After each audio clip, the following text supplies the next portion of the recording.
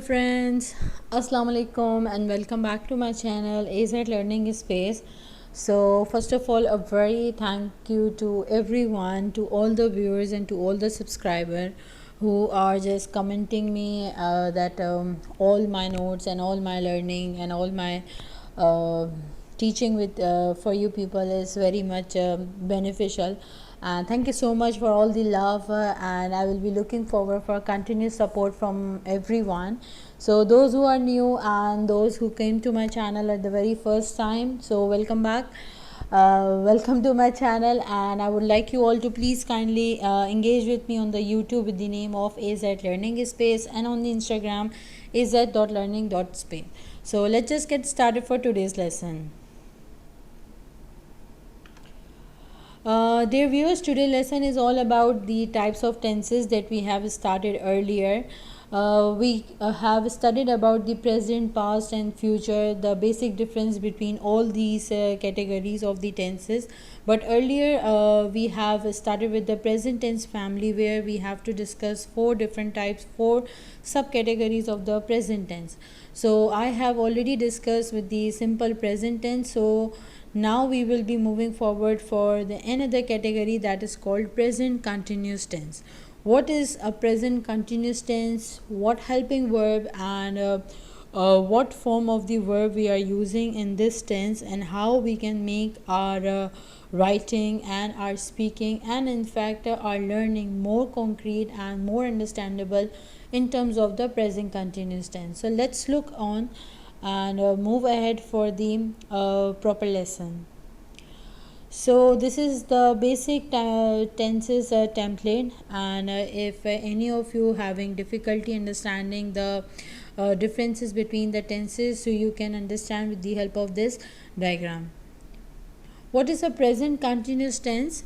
Present continuous tense is basically an action that is going on at the time, something which is happening at the current time. For example, I am teaching to all of you. So I am doing an action. At what time I am doing an action? I am actually doing it. I am actually performing it, and I am actually having that action. And another way, an action, it is going to take place in the near future. For example, you have planned something and you have to complete it, so you will be saying I will complete the assignment at 5 o'clock or something, a near future time, so you will be completing. Obviously there will be a use of will and shall, but obviously you will be completing that thing in the near future, so there you are also using the present continuous tense form, means to say verb first plus ing. Coming on to the main sentence structure or the format, or what will be the formula for this present continuous tense. So as you can see here, it is all about subject, verb to be, verb first form plus ing and object. Now one question comes in your mind, what is verb to be? So for the verb to be, we have three different helping verbs like is, am and are. Where we are using and with what subjects we will be using them, so that we will be covering in the next slide. So let's move forward. Over here we have the use of singular subjects. On the left side, if you can see, we have the subjects listing, and over here it is verb to be. The very first we will be using is with the singular subjects. Always remember this thing, he, she, it, and anything singular we will be always using over here helping verb, or you can say the verb to be is. Now the form of the verb, what form of the verb? Many of the people got confused that it has a very different form, and some people mentioned that it is the fourth form of the verb as well. It is also correct, but keep it very simple, that in the continuous form you will be using verb first plus ing. Whatever the verb it will be, you will be adding ing at the end, so it will become the fourth form of the verb. And this form of the verb, it is applicable for all the continuous form, either it is present, either it will be past, or either it will be like future. So for the continuous, whenever a continuous come in any of the tenses, so there the verb form will remain ing, and at the end there is an object. Hopefully this is clear to you. In the end of the lesson we will be having some examples and some exercise. More learning we will be developing at that stage. Now the use of the plural subjects. For the plural subjects we have the very first I. We will be using with this am, and the fourth form of the verb, or you can say the first form plus ing, it will remain the same, and with the object it is also remain the same. Now for the plural subjects we have they, you, we, or anything plural. With all these plural subjects we will be using the verb to be, that is called are, and the verb form plus ing, the verb first form and the ing, and then the object. So this is all about the classification of the subjects according to the verb to be. Remember, in present continuous we will be using is, am, and are. I am giving you a little introduction, or you can say a little addition of the past continuous. In the past continuous you will be using at this stage was and were, but keep all the learning till here, that in the present we will be only using is, am, and are. Let's move forward. Now let's practice what we have actually studied from all these slides. Okay, in the below part it is written the sentence structure of the present continuous tense. So I'm just repeating: subject, verb to be plus verb first form plus ing and the object. So I have used the same sentences as we have done in the previous video, so you can match the tenses, so it will leads you for a further more clarity. So the very first is the subject. It is a singular subject, so with the singular subject we will be having verb to be is.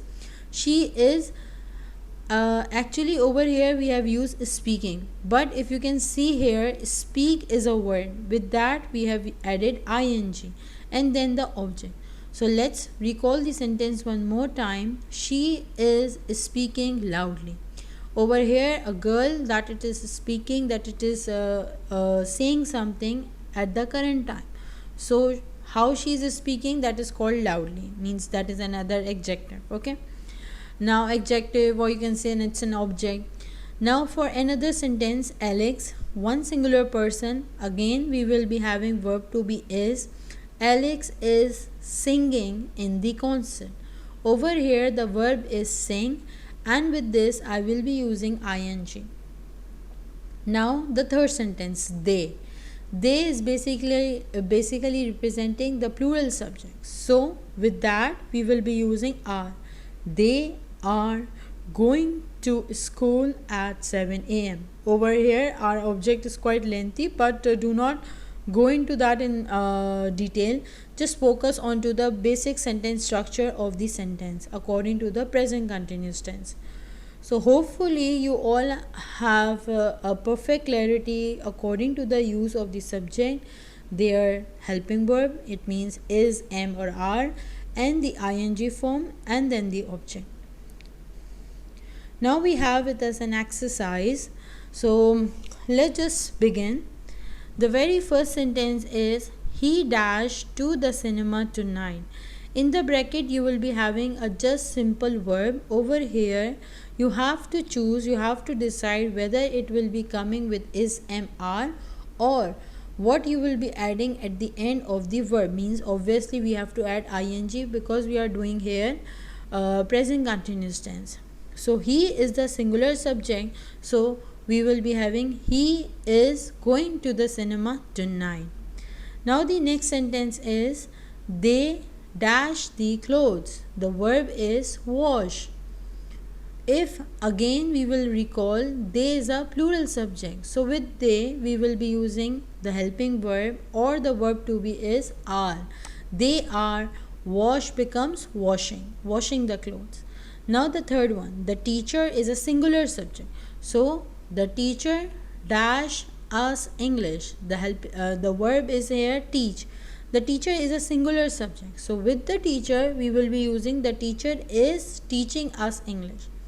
Now the last two sentences, the stars dash in the sky. The verb here is shine.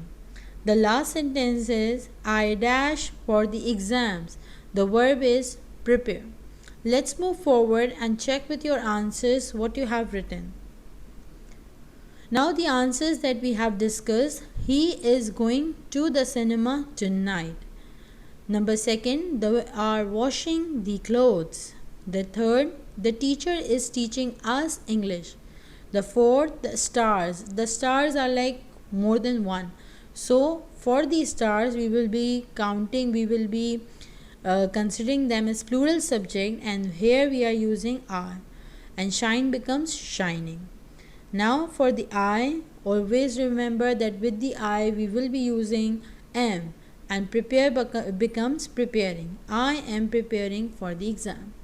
So this is all about the present continuous tense. I hope all of you have a proper understanding regarding the use of the tenses and what will be the helping verbs according to the subjects we have to use.